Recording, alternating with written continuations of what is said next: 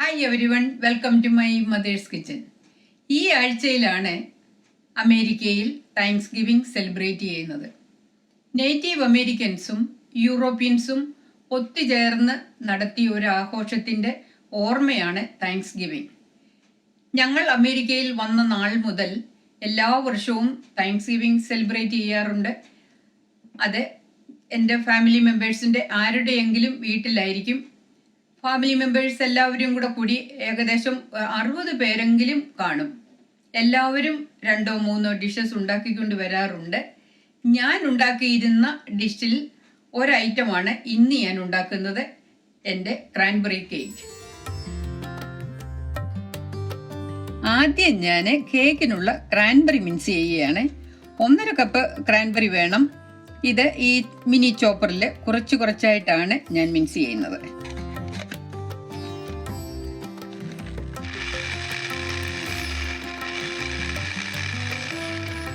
ഈ വലുപ്പത്തിലാണ് cranberry mix ചെയ്തെടുക്കേണ്ടത്.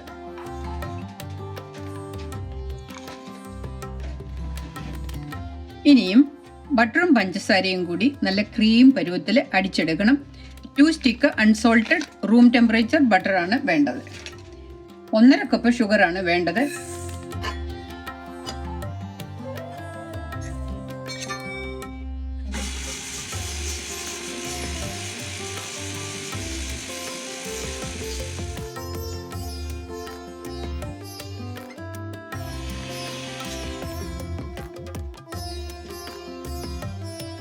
ബട്ടറും പഞ്ചസാരയും കൂടെ മിക്സ് ചെയ്യുമ്പോൾ ഈ കൺസിസ്റ്റൻസിയിൽ ഇരിക്കണം, അതായത് നല്ല ക്രീം ആയിട്ട്.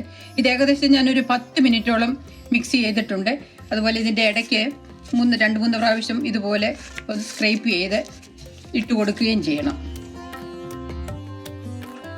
കേക്കിന് 4 മുട്ടയാണ് വേണ്ടത്. ഓരോ മുട്ടയായിട്ട് വേണം ഇട്ട് കൊടുക്കാനായിട്ട്. മുട്ട നമ്മൾ ഡയറക്റ്റായിട്ട് മിക്സിയിലേക്ക് ഇടുന്നതിന് പകരം ഇതുപോലെ ഒരു പാത്രത്തിൽ ഒഴിച്ചെടുക്കുകയാണെന്ന് വരികിൽ മുട്ട കേടാണോ ഇല്ലയോ എന്ന് നമുക്ക് നോക്കാൻ സാധിക്കും.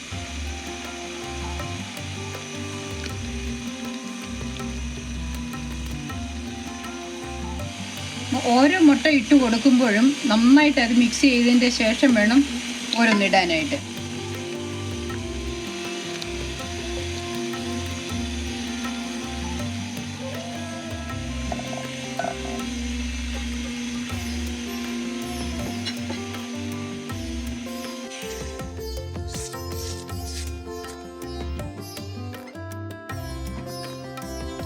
ഇനി ഇതിലേക്ക് 1 ടീസ്പൂൺ വനില എക്സ്ട്രാക്റ്റ് ആണ് ഒഴിക്കേണ്ടത്.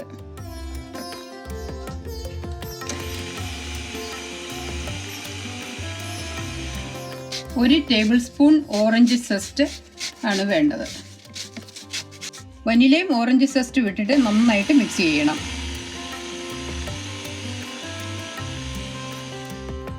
ഇനിയും ഡ്രൈ ഇൻഗ്രീഡിയൻസ് ആണ് ചേർക്കേണ്ടത്. ഡ്രൈ ഇൻഗ്രീഡിയൻസ് എടുത്തിരിക്കുന്നത് 2.5 cup all purpose flower, 1 teaspoon baking powder, 3/4 teaspoon ഉപ്പും കൂടെ ചേർത്താണ് മിക്സ് ചെയ്തിരിക്കുന്നത്. ഇതിനിയും കുറച്ചായിട്ട് മിക്സിയിലേക്ക് ആഡ് ചെയ്ത് നന്നായിട്ട് മിക്സ് ചെയ്യണം.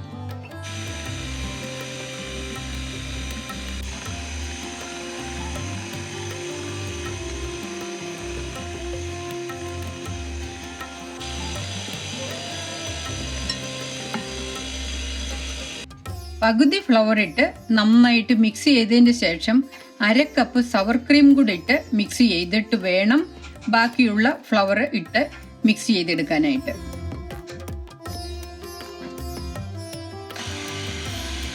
ഇനിയും ബാക്കി ഫ്ലവറും കൂടി ഇട്ട് മിക്സ് ചെയ്തെടുക്കണം. ഇനിയുമാണ് ക്രാൻബെറി ആഡ് ചെയ്യേണ്ടത്. ക്രാൻബെറി ആഡ് ചെയ്യുന്നതിന് മുൻപേ 1 ടേബിൾ സ്പൂൺ ഫ്ലവർ ഇതിൽ ആഡ് ചെയ്ത് ടോസ്റ്റ് ചെയ്തിട്ട് വേണം ഇതിൽ കേക്ക് ബാറ്ററിൽ ഫോൾഡ് ചെയ്ത് എടുക്കാനായിട്ട്.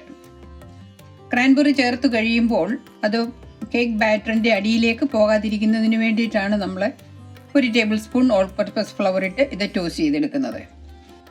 ഇനിയും ഈ ക്രാൻബെറി കേക്ക് ബാറ്ററിലിട്ട് നന്നായിട്ട് ഫോൾഡ് ചെയ്തെടുക്കണം, ക്രാൻബെറി എല്ലായിടത്തും പിടിക്കുന്നിടം വരെ.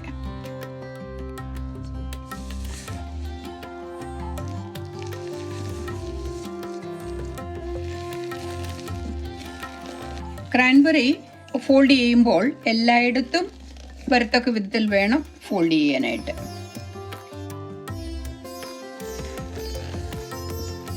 ഈ കേക്കിന് ഒരു ബൺ പാനാണ് ഞാൻ എടുത്തിരിക്കുന്നത്. ബൺ പാൻ ഉപയോഗിക്കുന്നതാണ് നല്ലത്. ഇതിൽ നന്നായിട്ട് ബട്ടർ പുരട്ടിയിട്ടുണ്ട്. ഇനി ഇതിൽ ഓൾ പർപ്പസ് ഫ്ലവർ ഡസ്റ്റ് ചെയ്ത് എടുക്കണം. എക്സ്ട്രാ ഫ്ലവർ ഇതിലുണ്ടെങ്കിൽ അത് കൊട്ടിക്കളയാം നമുക്ക്.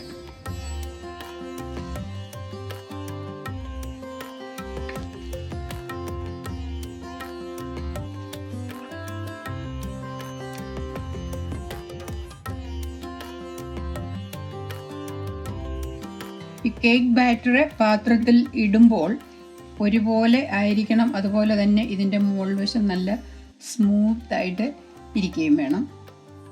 കേക്ക് ഓവനിൽ വെക്കാൻ റെഡിയായി. ഓവനിൽ വെക്കുന്നതിന് മുൻപ് കേക്ക് പാൻ 1-2 തവണ ടാപ്പ് ചെയ്യണം. ഞാനിവിടെ ഒരു സെറാമിക് കേക്ക് പാൻ എടുത്തിരിക്കുന്നത് കൊണ്ട് അതിൻ്റെ അടിയിൽ ഞാനൊരു ഹെവി ടവൽ ഫോൾഡ് ചെയ്ത് ഇട്ടിട്ടുണ്ട്. ഈ കേക്ക് ബേക്ക് ചെയ്യേണ്ടത് 45 മിനിറ്റ് 350 ഡിഗ്രിയിലും അത് കഴിഞ്ഞ് 325-ൽ 20 മിനിറ്റുമാണ് ബേക്ക് ചെയ്യേണ്ടത്. 45 മിനിറ്റ്സ് ബേക്ക് ചെയ്ത് കഴിഞ്ഞു. ടെമ്പറേച്ചർ 325-ലാക്കി. ഇനിയും 20 മിനിറ്റും കൂടെ ബേക്ക് ചെയ്യണം.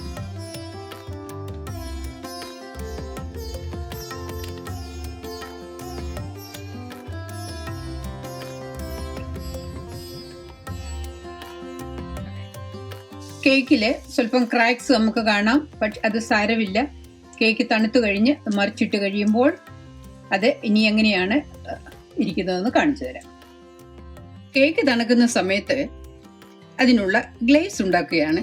ഗ്ലേസിന് 1 കപ്പ് പൗഡേർഡ് ഷുഗർ, അത് അരിച്ചെടുക്കുകയാണെങ്കിൽ ഒട്ടും ലംസ് ഇല്ലാതെ നമുക്ക് എടുക്കാൻ പറ്റും. അതിലേക്ക് 1 ടീസ്പൂൺ ഓറഞ്ച് സെസ്റ്റും splash of vanilla extract just for flavour. അതിലേക്ക് ഓറഞ്ച് ജ്യൂസ് ഇട്ടാണ് ഞാൻ മിക്സ് ചെയ്യുന്നത്. ഈ പൗഡർഡ് ഷുഗർ ഒരുപാട് ഉണ്ടെന്ന് തോന്നിച്ചാലും നമുക്ക് കുറച്ചായിട്ടുള്ള ഓറഞ്ച് ജ്യൂസ് ഒഴിച്ചു കൊടുത്താൽ മതി. 1 ടീസ്പൂൺ അറ്റ് എ ടൈം ഒഴിച്ച് കൊടുത്ത് ഇളക്കിയെടുക്കണം. ഇതിലേക്ക് ഞാൻ ഒരു പിഞ്ച് ഓഫ് സോൾട്ട് ഇട്ട് കൊടുക്കുന്നു. അതിൻ്റെ ഫ്ലേവർ ബാലൻസ് ചെയ്യുന്നതിനാണ്. ഇതിലേക്ക് കൂടുതൽ ലിക്വിഡ് ഒഴിച്ചു കൊടുക്കാതെ നന്നായിട്ട് ഇളക്കുകയാണെന്ന് വരിയിൽ നമുക്ക് ആവശ്യത്തിനുള്ള കൺസിസ്റ്റൻസിയിൽ അത് ആക്കിയെടുക്കാൻ പറ്റും. കൂടുതൽ ജ്യൂസ് ഒഴിച്ചു കൊടുക്കുമ്പോൾ കൂടുതൽ ലിക്വിഡായി പോവും. നന്നായിട്ട് ഇങ്ങനെ മിക്സ് ചെയ്താൽ മതി. ഞാൻ ഇതിൽ 3 ടീസ്പൂൺ ഓറഞ്ച് ജ്യൂസാണ് ഒഴിച്ചിരിക്കുന്നത്. ഈ കൺസിസ്റ്റൻസിയിലാണ് ഞാൻ ഗ്ലേസ് ഉണ്ടാക്കിയിരിക്കുന്നത്. കേക്ക് പുറത്തെടുത്തിട്ട് അരമണിക്കൂറോളം കഴിഞ്ഞു. കാരണം ഇത് സെറാമിക് ബേക്കിംഗ് പാൻ ആയതുകൊണ്ട് കൂടുതൽ സമയം ചൂട് നിൽക്കും. സാധാരണ നമ്മൾ ഉപയോഗിക്കുന്ന അലൂമിനിയം ബേക്കിംഗ് പാൻ ആണെങ്കിൽ ഒരു 15-20 മിനിറ്റ് കൊണ്ട് നമുക്ക് കേക്ക് വേറെ പാത്രത്തിലേക്ക് നമുക്ക് മറിച്ചിടാം.